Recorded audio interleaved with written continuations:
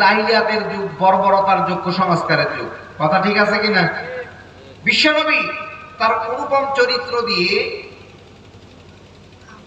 তিনি মক্কার ঘরে, যুবকদের ঘরের কিনারা দরজায় নক করে কড়া নেড়ে নেড়ে বলেছিল, ও মক্কার যুবকেরা, কন্যা সন্তানকে আর জীবন্ত কন্যা সন্তানকে কবরস্থ করো না। বলেছে কিনা? 2, জেনা করো না, জেনা ব্যভিচার করো না, সুদ খেও না, ঘুষ খেও না, দুর্নীতি করো না, অন্যায় করো না। আমার আপনার নবী, বিশ্বনবী, বিশ্বনেতা, জন্ম থেকে 17 বছর তিনি কি একটা পাপের দাগও বদ্ধ করতে পেরেছিল? কথা বলেন, আলোচনা বোঝা যায় না? আমি ভূমিকায় আছি, আপনাকে আমি আগে একটু শার্ট করে নিচ্ছি। একটা পাপের দাগও তিনি বদ্ধ করতে পারেন নাই। 2 নাম্বার, মক্কার যুবকেরা বিশ্বনবীকে, আল্লাহর রাসূলকে নিয়ে একটি সংগঠন তৈরি করেছিলেন, যার নাম দিয়েছিলেন হাইফুল ফুজুল। কথা বলেন ঠিক কিনা? শান্তি সংঘ নামের প্রতিষ্ঠান। আমার আপনার নবীকে সভাপতি বানানো হলো। কোন মুসলমানেরা সভাপতি তাকে পদটা দেয় নাই বা প্রস্তাবটা রাখে নাই, রেখেছিল মুশরিকরা। মুশরিকরা বললেন, আব্দুল্লাহর পুত্র মুহাম্মদকে সভাপতি বানানো হোক। আজকে যদি আপনার গ্রামে যদি সভাপতি নিয়ে যদি মুসলমানদের মধ্যে যদি পদ তৈরি হয়ে যায়, একই কোয়ালিটির লোক যদি কম আর বেশি একটু যদি থাকে, যদি কেউ কাউকে যদি সভাপতি বানানো হোক, আর একজন ওরে সভাপতি থেকে কিভাবে নামাতে হবে, সেইটা আমার পাওয়ার বা আমার অধিকার কম আসেনি, দ্বন্দ্ব লাগবে কিনা? লাগবে না? লাগবে না? আল্লাহ রাসূলকে সভাপতি বানালেন। মক্কার যুবকদেরকে সাথে নিয়ে তিনি একটা পাপের দাগ সূত্র থেকে একবারে 40 বছর তিনি কি বন্ধ করতে পেরেছে? বলেন বলেন, পেরেছিল? জন্ম থেকে সূত্র, সূত্র থেকে 40, পারলেন না। কি করলেন? আল্লাহ রাব্বুল আলামিনের রাসূল, আল্লাহর রাসূল, আল্লাহর বন্ধু, প্রিয় হাবিব গানে ফিরাই যে আল্লাহর কাছে বললেন, ফালিয়াবুদু রাব্ব হাযাল বাইত। হে কাবার মালিক, আমাকে একটা এমন একটি গ্রন্থ, এমন একটি পথ নির্দেশিকা দেন, এমন একটি সলিউশন দেন, যা আমি জাতিকে দিতে পারি, জাতিকে সোনালী মানুষ বানাতে পারি। কথা বলেন। আল্লাহ রাব্বুল আলামিন বললেন সূরা ইব্রাহিমের 8 নম্বর আয়াতে জানাই দিলেন, কিতাবুন আনজালনাহু ইলাইকা লিতুখরিজান নাসা মিনায-যুলুমাতি ইলান-নূর। ওগো নবীজি, আমি আপনার উপর কিতাব নাযিল করলাম, এজন্যই নাযিল করলাম যাতে করে আপনি ওই অন্ধকার যুগের মানুষগুলোকে আলোকিত মানুষ বানাতে পারেন। কথা কোন ঠিক কিনা?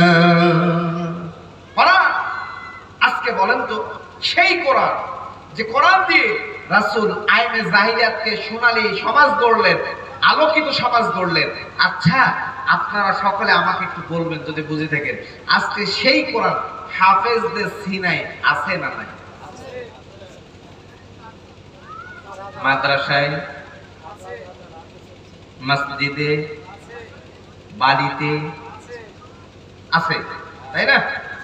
ধরে না, এটা একটা কাগজ বা ডায়েরি, যেটাই ধরে, এখানে আমি আগুন লিখেছি। কি লিখেছি? এটা কি পূর্বে ঘোরাতে হলে কি করা লাগবে? প্র্যাকটিক্যাল করতে হবে। প্র্যাকটিক্যাল করলে কি করতে হবে? এটাকে আগুনে দিতে হবে। 2, আমি এবারে লিখলাম জল বা পানি। কি বলেন আপনারা? জল বা পানি। এখন এটা জল বা পানি লেখার পরে এটা কি ভিজবে? কথা বলেন। আমি আপনার সাথে ওই যে বলেছি ক্লাস, স্যারেরা কিন্তু দেখবেন ক্লাসের মধ্যে কি করে? জিজ্ঞাসা করে। আমি আপনাকে জিজ্ঞাসা করে নিচ্ছি, আমি আপনাকে বাংলাদেশ থেকে শুধু চেহারা দেখাতে আসিনি, আমি আপনার কলবে আজকে আঘাত আনতে এসেছি। আমি আপনাকে আজকে পরিবর্তনের লক্ষ্যে, হেদায়েতের মালিক আমি নই, কিন্তু বাল্লিগু আন্নি ওয়ালাউ আয়া বলতে এসেছি। ভিজবেও না, পুড়বেও না।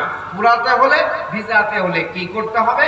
আগুনে দিতে হবে না জলে দিতে হবে, তাহলে ভিজবে না হয় পুড়বে। এখন ধরে নেন কুরআনুল কারীম লেখা আছে কিসে?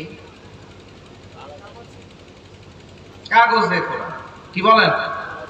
কাগজে কোরআন ছাপানোর পরে লিপিবদ্ধ করা হয়েছে, তৈরি করা হয়েছে, তাই না?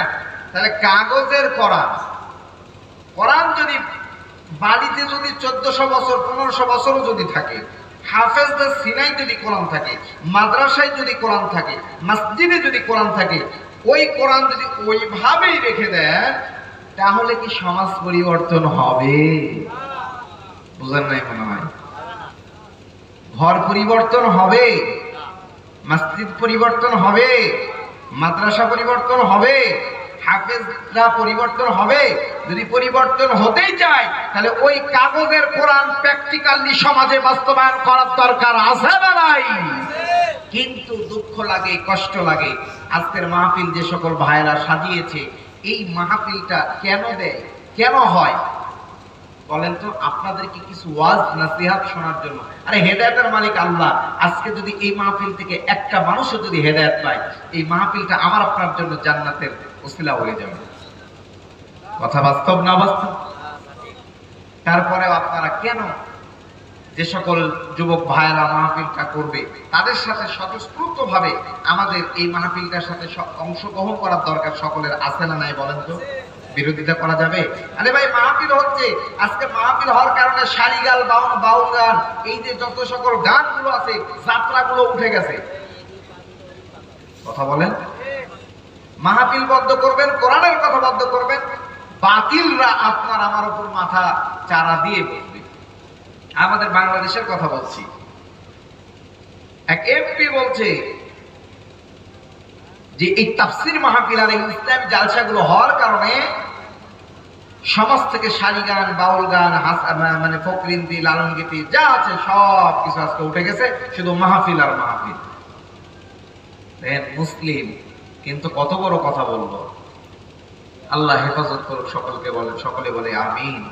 তাহলে আমরা এই মাহফিলটা সুন্দরভাবে সাজানোর জন্য আমরা সকলে এই প্রোগ্রামটাকে সুন্দরভাবে, জান্নাতি বাগানটা যেভাবে সুন্দর হয়, এজন্য আমরা বিরোধিতা না করে, আমরা কোনো কথা না বলে সকলে একসাথে হাতে হাত মিলিয়ে কাজ করার দরকার আমাদের আছে না নাই? আল্লাহ আমাদেরকে সকলকে সঠিক বুঝদান করুক, সকলে বলেন আমিন। তাহলে কোরআন হাফেজদের সিনাই মসজিদে আছে, মাদ্রাসায় আছে, সকল জায়গায় আছে। তাহলে যদি সমাজ পরিবর্তন করা যায়, সমাজ পরিবর্তন যদি করতে চান, তাহলে ওই কাগজের কোরআন সমাজে বাস্তবায়ন করার দরকার আছে না নাই? পরিবারে আছে না নাই? ভাই কতটুকু জমি পাবে, বোন কতটুকু জমি পাবে? যদি কোরআন দিয়ে যদি ওই কাগজের কোরআন যদি প্র্যাকটিক্যাল করেন, তাহলে ভাই কি বোনের জমি অন্যায় ভাবে মেরে দিতে পারে? ভাই ভাইয়ের জমি বাপের কাছ থেকে, সকলের হক মেরে বাপের কাছ থেকে লিখে নিতে পারবে? জোরে বলেন পারবে? মসজিদের সভাপতি, ক্যাশিয়ার রাখি যদি কোরআন দিয়ে যদি মসজিদ চালানো হতো, তাহলে কি দুর্নীতি করতে পারবে? যদি হাফেজদের সিনাই কোরআন যদি থাকার পরেও যদি প্র্যাকটিক্যালি যদি চলতো, তাহলে আজকে আলেম ওলামা গুলো কি অন্যায় পথে পা বাড়াতে পারবে? কেউ পারবে না। আলেমরা পারবে না, মসজিদে থেকে দায়িত্বরত ব্যক্তিরা পারবে না, মাদ্রাসা থেকে পারবে না, ঘর থেকে পারবে না। কিন্তু আচ্ছা আপনারা বলুন, তাহলে ওই কোরআন তাহলে এখনো সমাজে আমরা কাগজের কোরআন প্র্যাকটিক্যালি কেউ দেখি? কথা কি বুঝতে পেরেছেন আপনারা? রাসূল কোরআন দিয়ে সমাজ পরিবর্তন করলেন, আর আজকে আমার আপনার ঘরে কোরআন, কিন্তু সমাজ পরিবর্তন হচ্ছে না। এজন্য আল্লাহ রাব্বুল আলামিনের কাছে যদি আপনারা, কালীনগর গ্রামের বাসিন্দারা যদি আল্লাহর কাছে যদি আপনারা কোরআনুল কারীমের কাছে যদি প্রশ্ন করে জানতে চান, কোরআন তোমাকে মেনে যদি জীবন পরিচালনা করি কি লাভ হবে, তুমি বলে দাও, তুমি জানিয়ে দাও।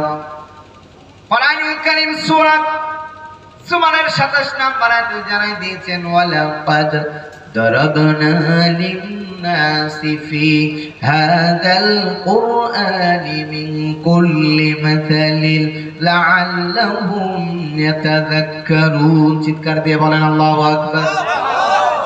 আল্লাহ রাব্বুল আলামিন বলেন, মানব জীবন পরিচালনা করার জন্য যত কিছু ওয়াজনাসিহতার বক্তব্য দৃষ্টান্ত, একজন মানুষ কিভাবে তার জীবন পরিচালনা করবে, আবার আল্লাহ রাব্বুল আলামিন কোরআনুল কারীমের মধ্যে তার ওই কথাগুলো কিভাবে চলবে সেগুলো দিয়েছে কি দেয় নাই? মানুষ মানুষের সাথে কিভাবে কথা বলবে দিছে না দেয় নাই? সন্তানগুলো পিতামাতার সাথে কিভাবে কথা বলবে দিছে না দেয় নাই? আল্লাহ রাব্বুল আলামিন বললেন ওয়া'বুদুল্লাহা ওয়া লা তুশরিকু বিহি, তোমরা আল্লাহর ইবাদত করবা। এখন কিভাবে ইবাদত করতে হবে তার ফর্মুলা গুলো আল্লাহ তাআলা হাদিসের, আল্লাহ রাসূল হাদিসের মধ্যে দিয়েছেন না দেয় নাই? আল্লাহ তাআলা বললেন তোমরা ইতিম মিসকিনদের সাথে কিভাবে কথা বলবা, ওয়ালিদিল কুরবা ওয়াল ইয়াতামা ওয়াল মাসাকিন ওয়া কুলু লিন-নাসি হুসনা, তোমরা মানুষ যখন মানুষের সাথে কথা বলবা সুন্দরভাবে কথা বলবা। কথা বলেন। কিন্তু আজকে আমরা যখন কথা বলি তখন কার পাওয়ার যদি বেশি হয় তাহলে দেখবেন নিম্ন পর্যায়ের মানুষগুলো বড় লোকদের, ধনীদেরকে একবারে কদর করে কথা বলে, সম্মান দিয়ে কথা বলে। আর যদি নিম্ন পর্যায়ের মানুষ হয় তার সাথে কথা বললে খাসটিপনা ভাবে কথা বলে। আছে না? আছে না? এজন্য বাজান আল্লাহ রাসূল বললেন 5 সময় আসার আগে, তোমাদের পরিবর্তন হওয়ার আগে